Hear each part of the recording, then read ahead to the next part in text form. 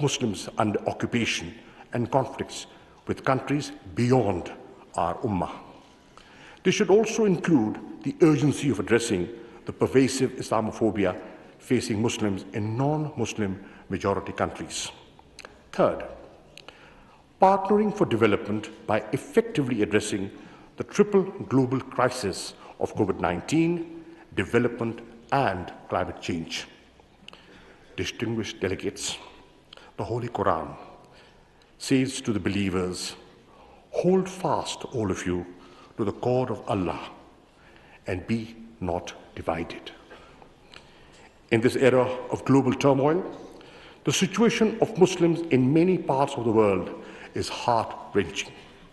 Currently, more than 60% of all conflicts in the world exist in Muslim countries.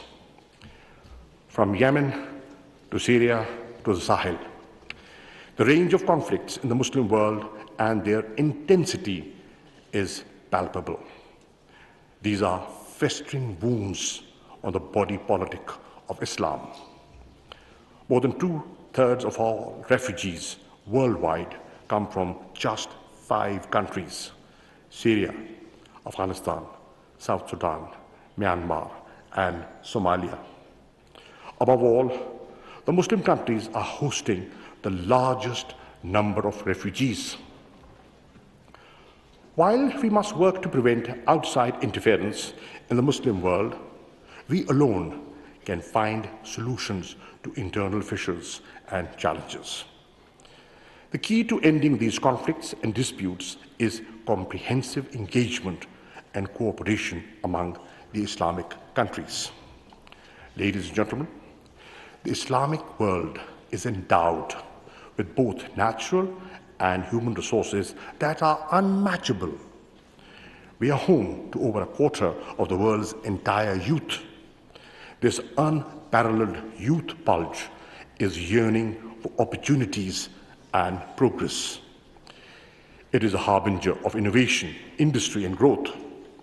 Prime Minister Imran Khan has declared the year 2022 as investment in the youth.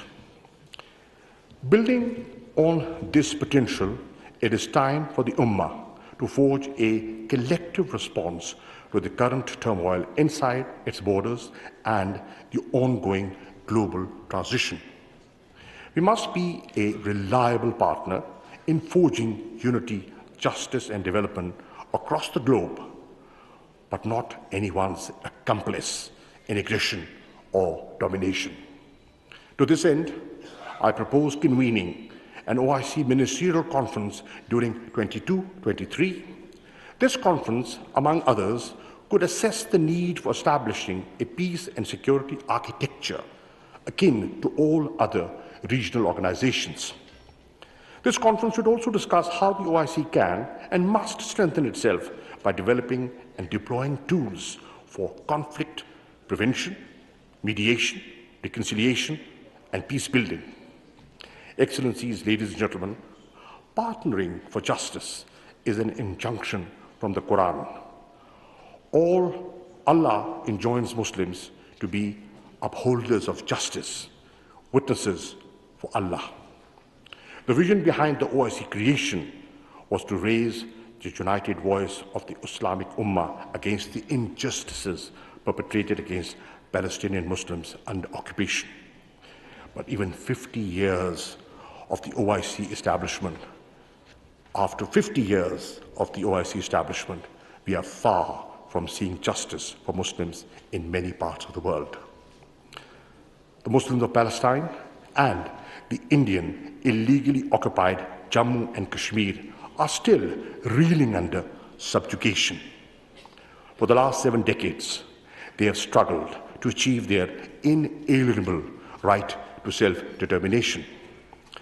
Under the relevant United Nations resolutions, a permanent solution to the Palestinian question with the pre-1967 borders and Al-Quds al-Sharif as the capital of a viable, independent, and contiguous Palestinian state is essential. Similarly, Kashmir continues to bleed. The threat of genocide is most imminent in the Indian illegally occupied Jammu and Kashmir.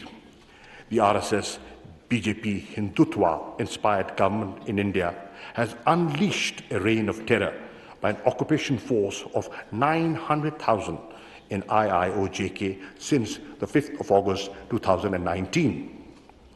Akin to the situation in Palestine, this is accompanied by illegal efforts to change the demographic structure of the occupied territory and transform it into a Muslim minority region. This is a clear violation of international law, particularly the Fourth Geneva Convention. Indian actions violate the resolutions of the UN Security Council and the OIC on Jammu and Kashmir. The illegal acts increased the threat of a conflict between India and Pakistan. Kashmiris are looking towards their Muslim brothers and sisters for support. India's violence against Muslims is not limited to IIOJK. Civil society organizations and independent observers have warned that Muslims in Hindutva-controlled India are also living under the threat of genocide. Our Holy Prophet, peace be upon him, said that believers are just like one body. When one of the limbs suffers, the whole body responds to it with wakefulness and fever. It is incumbent to resolve these challenges by partnering with the international community as well. Beyond adopting resolutions, we must take concrete and tangible steps towards permanent solutions.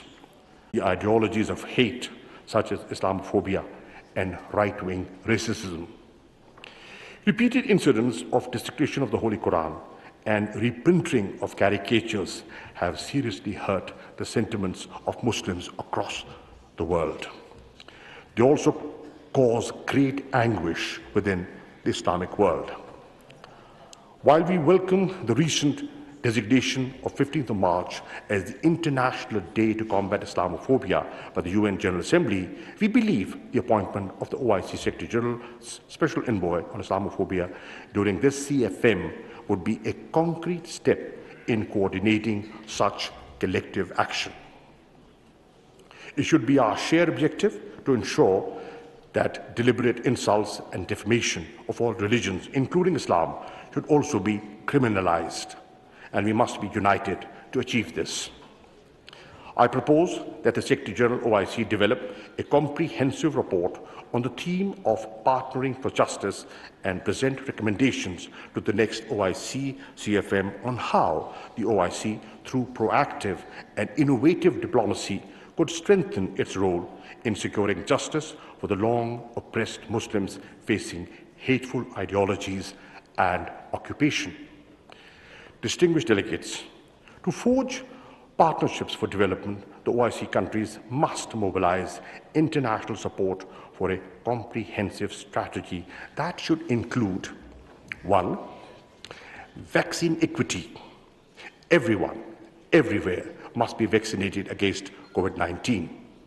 2. Increased development financing.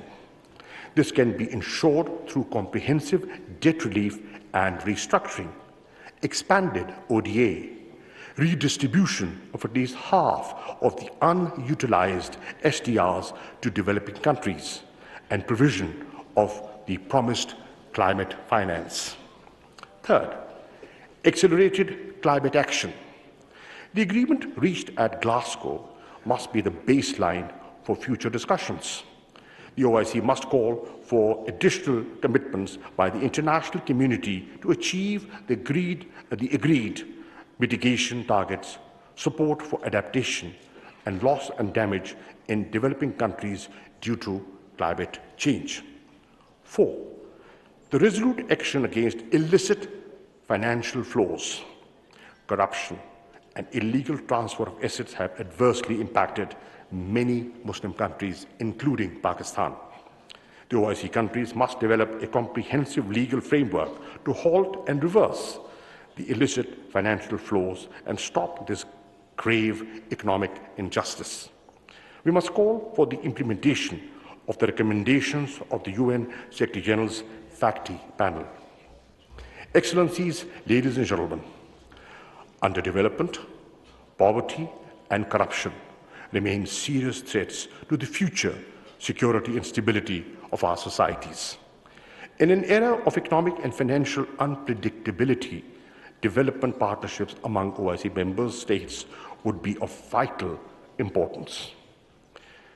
OIC member states have tremendous natural and human resources which must be utilized effectively through trade, joint research and development projects, trainings, and investment.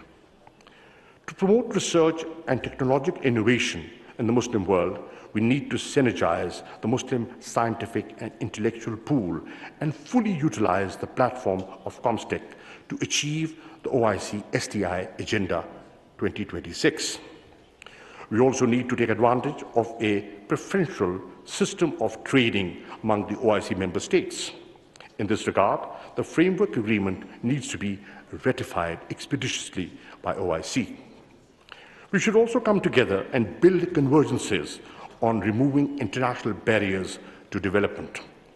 Our common ground on the need to reform the global economic architecture will strengthen the voices calling to make it equitable. Distinguished delegates, before I conclude, I would like to draw your attention to the situation in Afghanistan. While the progress we made at the extraordinary session of the CFM on Afghanistan was timely, we need to build on them. Addressing the humanitarian crisis in Afghanistan and preventing a collapse of the Afghan economy must remain our top priorities. In doing so, we must encourage and support the efforts of the Afghan authorities to eliminate Daesh. Effective strategies are also needed to deal with other terrorist groups in Afghanistan like TTP, ETIM, IMU, and Al-Qaeda. We must guard against spoilers that wish to continue destabilizing Afghanistan and using its territory to promote terrorism.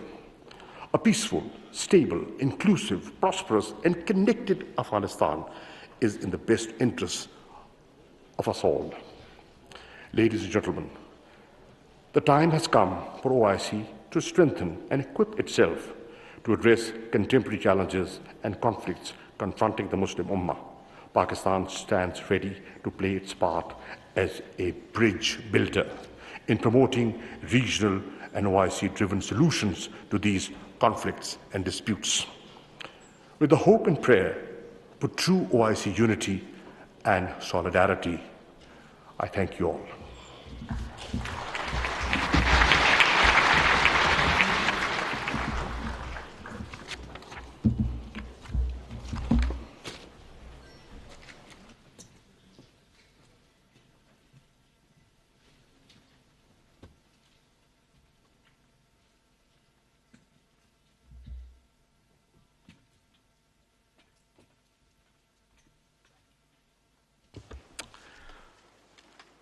I now invite His Royal Highness Prince Faisal bin Farhan Al Saud, Foreign Minister of the Kingdom of Saudi Arabia, for his speech. He will speak on behalf of the OIC Summit Chair.